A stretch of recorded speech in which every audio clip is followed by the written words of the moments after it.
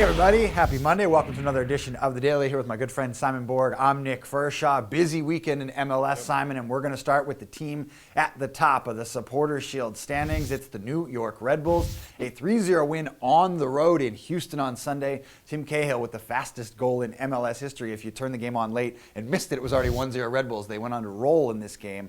They have the inside track. Are the Red Bulls going to win a trophy this year? That's what everybody's wondering. Yeah, Cahill getting that goal for the Red Bulls. Fastest goal in MLS history from the start of a game, 7 seconds in. That set them on their way. It's almost as if they hadn't left BBVA Compass Stadium. Last time they were there, they clocked the Dynamo at home, and few teams do that. They did it again here. They got a couple breaks. That last goal, especially where it bangs off the guy's face, was comical. But Houston, no response there. Now they're in danger. Their playoff spot is in danger. Houston up against the ropes. Right now, they're out of the playoff picture in the Eastern Conference, but still 1 week to go, and I think there's going to be a lot of jockeying still left to come. As for the West, it's almost all said and done as to who's going to the playoffs, thanks to a scoreless draw on Sunday night between the LA Galaxy and the San Jose Earthquakes. That clinched playoff spots for both the Galaxy and the Seattle Sounders and put the Quakes really up against it now. We'll see if they can get in with one game left to go.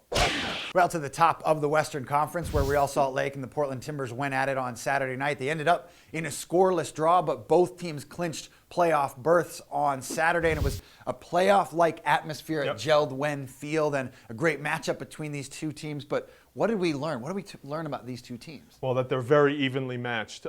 These two teams match up very interestingly against each other. Nothing really to separate the two, and it was really something to call out is Real Salt Lake's response. They've had some adversity over the last few weeks, not able to score goals. Obviously, that Open Cup hangover.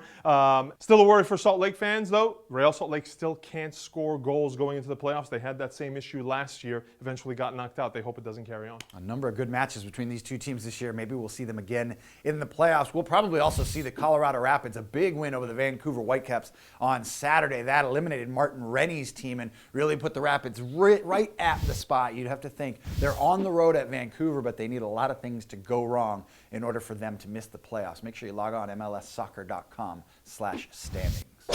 Well, Simon, we mentioned the Houston Dynamo in some trouble in the East, and that's because some of their competitors got big wins over the weekend. The Montreal Impact, New England Revolution, and Chicago Fire all got wins when they needed it. That Revolution win over the Columbus Crew eliminates Brian Bliss and his guys. So the field is narrow now. We kind of know the order, but still with 1 week left to go, who was most impressive this weekend? The Revs, the Fire, or the Montreal Impact? To me, it's the Montreal Impact. When Philadelphia went up in Montreal, I thought this was it for Montreal. I mean, their play in the first half was so feeble. We've seen this team peter out here. I thought they were done. But I think behind Marco Di Vaio, I saw an angry Marco Di Vaio in that second half. He led them to this win. They still weren't convincing. They have a tough game coming up to end the season in Toronto against their rivals, but they have to feel good about where they are based on the winless streak. 6 games winless going into that one. I have to assume that's, even though it's going to be a tough one, Toronto with nothing to play for except pride.